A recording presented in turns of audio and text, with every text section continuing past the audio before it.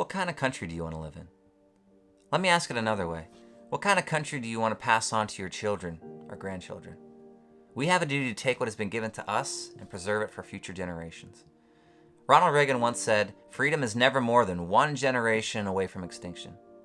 And we are in the middle of a culture war here in America. The country is polarizing, and as the two sides go farther and farther apart, it's tempting to see the other side as the enemy. But unless an American has committed an act of treason, they are not an enemy, but a brother or sister who simply disagrees with you. Christ said to love your neighbor as yourself. As we know from the parable of the Good Samaritan, our neighbor refers to our friends and our enemies. So what does it look like to love our enemies as ourselves? In order to answer that question, we need to start at the beginning. What does it mean to love ourselves?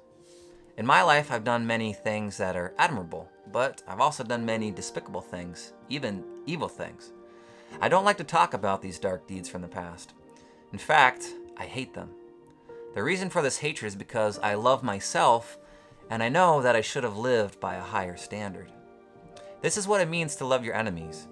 You may still hate the things that they do, but you long for them to do better and to become better people.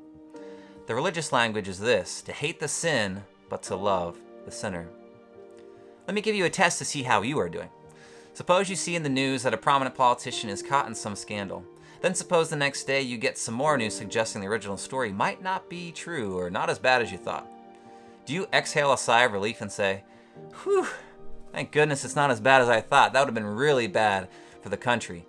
Or do you find yourself disappointed and having a hard time letting go of the first story? C.S. Lewis says this second way of thinking will turn us into devils.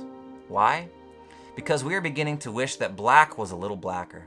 If we give that wish its head, later on we shall wish to see gray as black, and then to see white itself as black. Finally, we shall insist on seeing everything, God and our friends and ourselves included, as bad, and not able to stop doing it. We shall be fixed forever in a universe of pure hatred. Is that the kind of world we want our children to inherit? Let's not wish that our enemies should do evil, or that evil should befall them. No, we share the same flag, and it stands for all of us. We are brothers and sisters.